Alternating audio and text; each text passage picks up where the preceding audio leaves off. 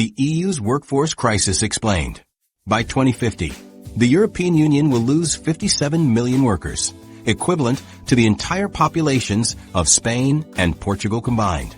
This demographic time bomb is already ticking, with consequences unfolding today.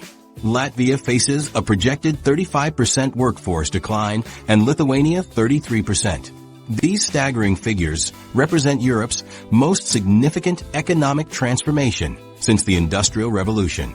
The continent stands at a pivotal moment where population trends will fundamentally alter its economic landscape.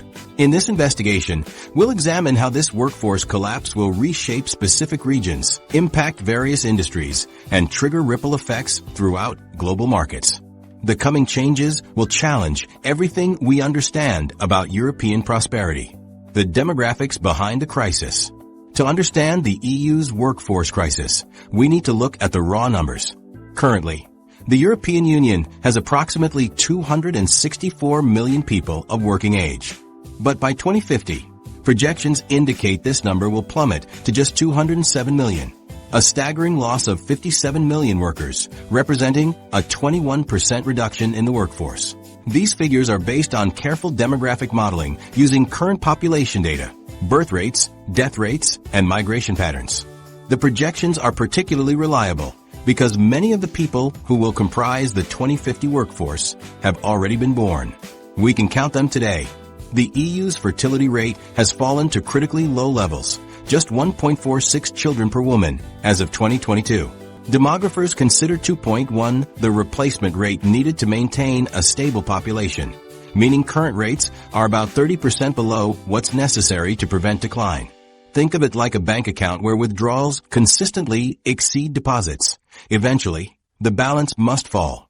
Birth rates across the EU have been declining for decades, with a 21% drop since 2002 alone.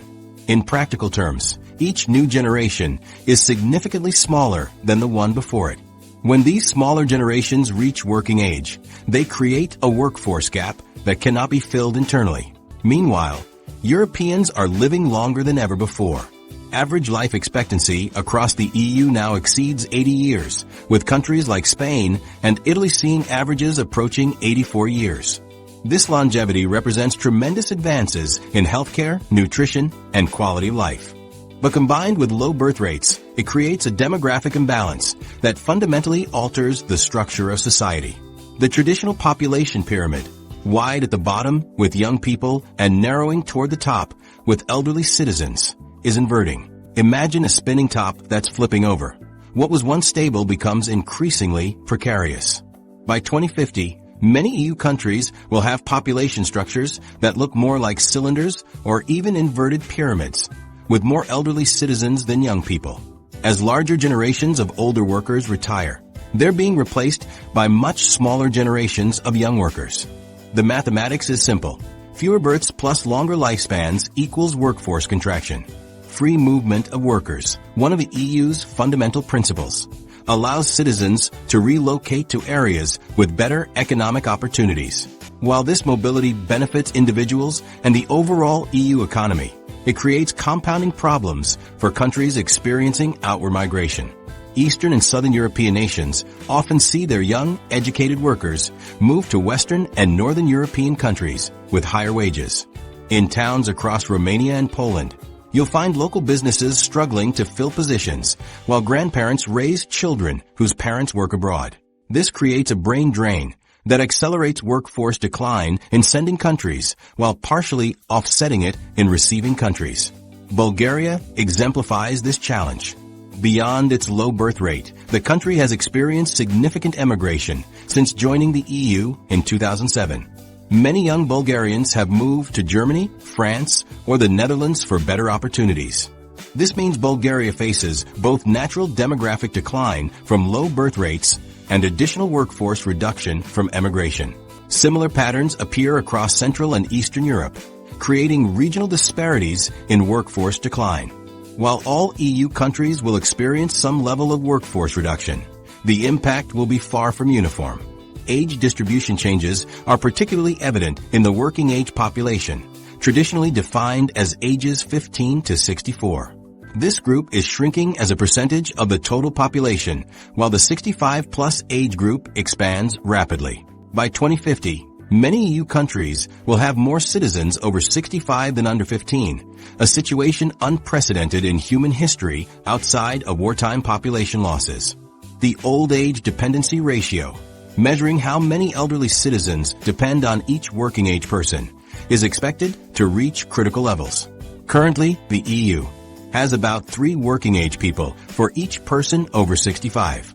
By 2050, this ratio will approach 2 to 1, placing enormous pressure on social systems and the economy. These demographic changes will impact every aspect of European society, from economic growth and tax revenues to pension systems and healthcare. The labor market will transform as employers compete for a shrinking pool of workers. Housing markets may shift as population distributions change. Public services will need to adapt to serve an older population with different needs. What's particularly concerning is that this demographic shift isn't evenly distributed across EU member states. Latvia, Lithuania, and Bulgaria are projected to lose over 30% of their working age populations by 2050. Greece, Portugal, and Croatia face reductions exceeding 25%. Even Germany is expected to see its workforce shrink by nearly 15%. In some countries, the shift is already visible. Visit small towns in Spain or Italy and you'll find closed schools, vacant homes, and cafes where elderly residents gather while young people are notably absent. Rural areas across Eastern and Southern Europe display abandoned schools, struggling businesses, and communities disproportionately populated by older residents. Young people have migrated either to urban centers or to other EU nations entirely, leaving behind aging communities struggling to maintain economic viability. Urban areas aren't immune either. Many European cities are already experiencing housing market changes, shifts in consumer demand, and labor shortages in specific sectors due to demographic transition. Healthcare facilities face increasing demand from an aging population, while struggling to recruit sufficient staff. Some might question whether immigration from outside the EU could offset this demographic decline.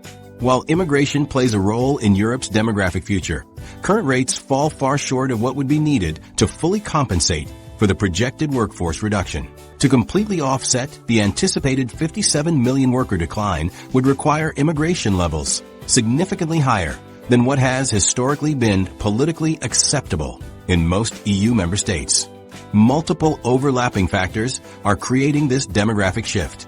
Declining birth rates reflect changing social values, increased educational and career opportunities for women, housing affordability challenges, and economic uncertainty. Longer lifespans result from medical advances and improved living standards. Migration patterns follow economic opportunities and quality of life considerations.